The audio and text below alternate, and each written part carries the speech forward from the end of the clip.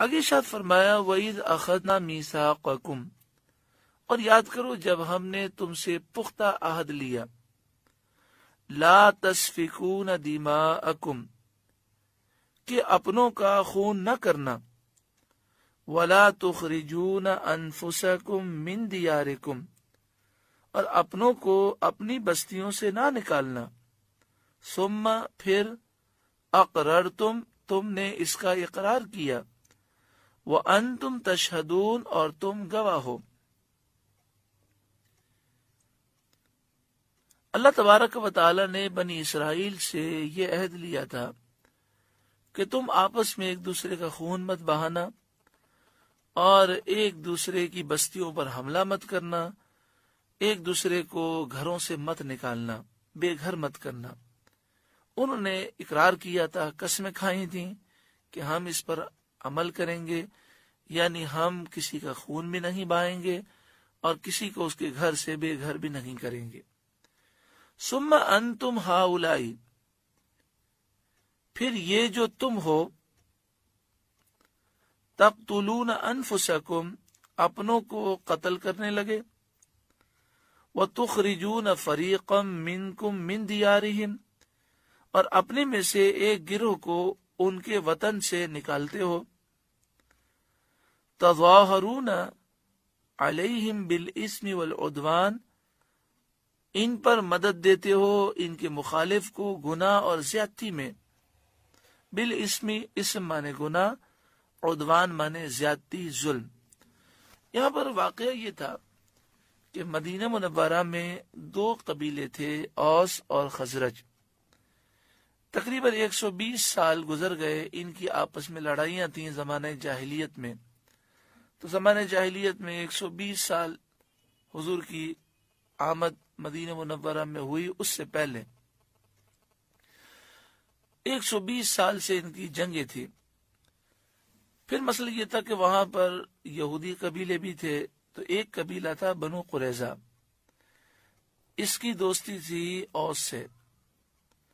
اور ان کا معاہدہ تھا اوس سے۔ اور دوسرا قبیلہ تھا بنو ندیر،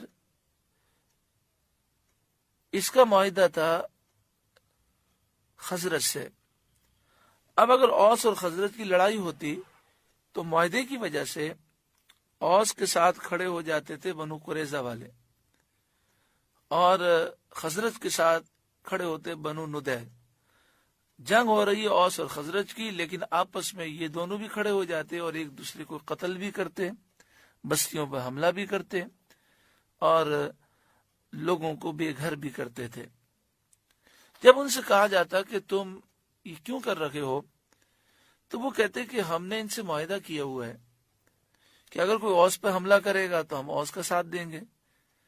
بنو ندیر کہتے کہ ہم نے خزرج سے معاہدہ کیا ہے کہ کوئی خزرج پہ حملہ کرے گا تو ہم اس کا ساتھ دیں گے۔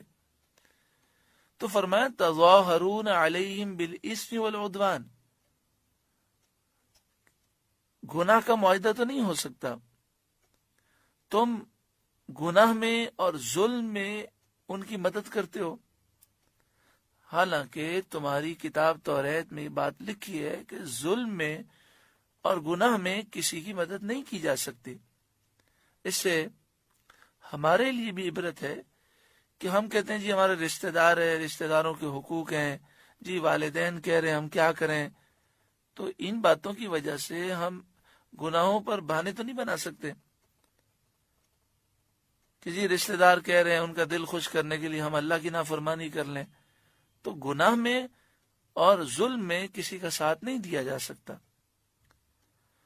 پھر یہ لوگ کیا کرتے، جب جنگ ختم ہو جاتی تو بنو قریظہ یہ دیکھتے کہ اوس کی قید میں بنو ندیر والے آ گئے، تو یہ اوس کے پاس جاتے جو ان کے دوست کہتے یہ سامنے والا قبیلہ جو ہے یہ ہمارے بھائی ہیں، یہ آپ کی قید میں آئے ہیں، یہ فدیہ لے لیں، یہ مال لے لیں، ان کو چھوڑ دیں۔ لیکن اگر جنگ میں یہ مل جاتے تو یہ جان سے مار دیتے، بستیوں کو آگ بھی لگا دیتے، بستیوں سے نکال بھی دیتے۔ تو ان سے پوچھا گیا، بڑی عجیب بات ہے کہ تم بنو ندیر کو جنگ میں دیکھو تو جان سے مار دیتے ہو، ان کی بستیوں کو آگ لگا دیتے ہو، لیکن جب جنگ ختم ہو جاتی ہے تو ان کو چھڑانے کے لیے تو مال بھی خرچ کرتے ہو، ایسا کیوں کرتے ہو؟ تو وہ کہتے کہ بات یہ ہے کہ اللہ تعالیٰ نے ہم سے یہ عہد لیا تھا کہ اگر تمہاری قوم کا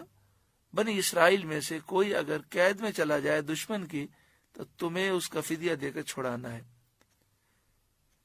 تو ان کی اس نادانی کا ذکر ہے کہ اللہ تعالیٰ نے تو تینوں عہد لیے تھے، دو کو نہیں مانتے اور ایک کو مانتے ہیں، یہ کیسی عجیب بات ہے۔